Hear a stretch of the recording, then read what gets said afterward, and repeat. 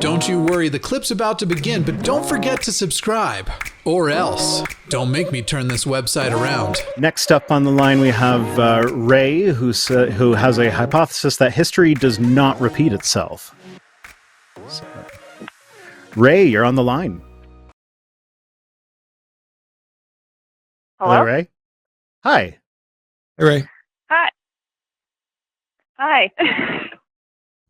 Oh, I guess the string was weird. Yeah, I wasn't sure Hello? if the call screener was quite done with you yet, but I hit talk anyway. Oh, okay. So I am there. Yes. Yeah. Okay. Sorry. That's okay. So you want to talk about history? Yes, a little. I think I brought this up when I left a note before on a stream with Matt Dillahunty and Jimmy Snow, but it was the whole idea where, sorry, I'm trying to remember. I have a learning disability. Sometimes my brain doesn't work. Yeah, that's all right. That makes two of us. Oh yeah. Oh, you have a learning disability too. I don't have learning disabilities. Just sometimes my brain does not want to work right. I was just commiserating with your frustration. Oh yeah, that and plus anxiety and social anxiety. Anyways, I was the weird, annoying person that asked how the fall of Rome possibly could be used to see how history can rhyme and stuff like that within the context of the U.S. And I only got this idea because my friend, who was an anthropologist, was studying this himself, but he died recently because he's American. So, and COVID, and woohoo, I have no one to talk to, and I came up with new ideas, and I just thought I wanted to know what you guys thought. I'm not sure what the question was. Yeah. Okay, so I know that sounds a little, like I said, learning disability makes it kind of, I have like a million things going on in my brain and part of it. Yeah, I just want to make sure we understood the question right.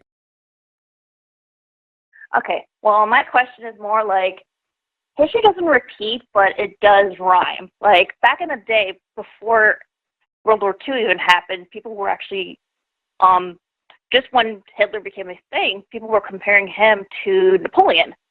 So we can use history to look back, not as if, oh, my anxiety, as if it repeats but rhymes, and we can use that to look forward. And my friend has been saying for years to me, before he died, that the U.S. was going to go down like the fall of Rome. And when can I take a stab at rephrasing to see if I understand you correctly? Okay. So my understanding is you're saying like history doesn't exactly repeat event for event per se, but similar events do tend to happen in not necessarily a cyclical manner, but when you look at what's happening now, you can look in the past and find something that's at least roughly analogous. Is that kind of where you're getting at? Yeah. Yes, I've also had a professor who actually said that that progression doesn't go in a straight line, but goes in loops up and down constantly. Yeah. So, I think that's probably correct. I don't know about like saying deterministically that because history does have similar events happening again and again that the United States will necessarily fall. I mean, I think it's likely that eventually something will happen where the world will reorganize itself again and we'll have different arrangements of countries that will not necessarily include the U.S. But how far out that is in the future, I have no way of knowing. I have no way of knowing, too. This is something my friend came up with, and I've been thinking about it constantly because I hate being stuck indoors.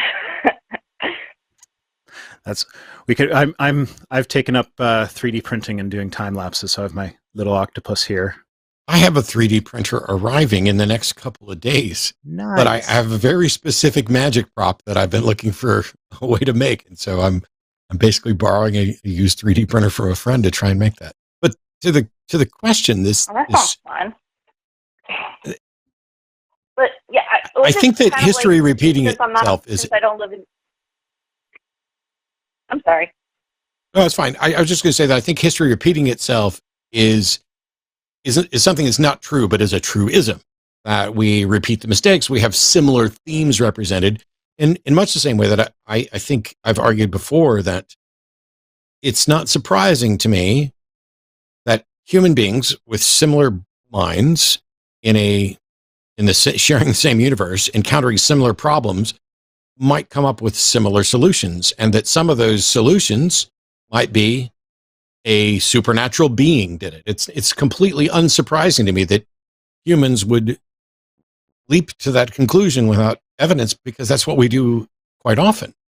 And so pattern recognition. An analogy that analogy that just occurred to me is human behavior is like radioactive decay rates. It's statistically predictable, but you can't tell what any one individual human is going to do. I think that's perfect. Thank you. Yeah. Yeah, that is good.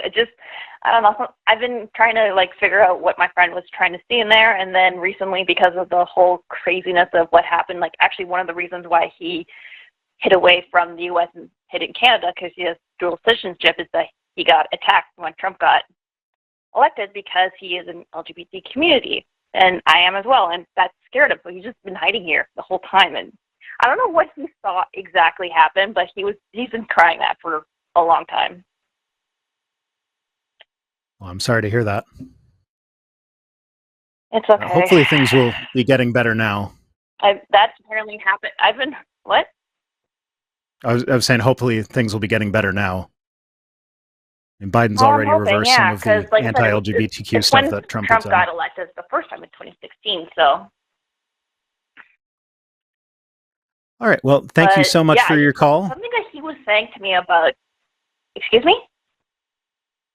Oh, if you've got more to say, I was just starting to say goodbye. I was just something about him saying that the U.S. is going to fall like Rome, but no one has even been able to pinpoint that in history. There's 6 of them that I know of, and I don't know, just with the craziness that was going on, and I was studying history, and somehow World War II keeps showing up, and just, I don't know, it's just something that I don't understand the U.S. that well, honestly.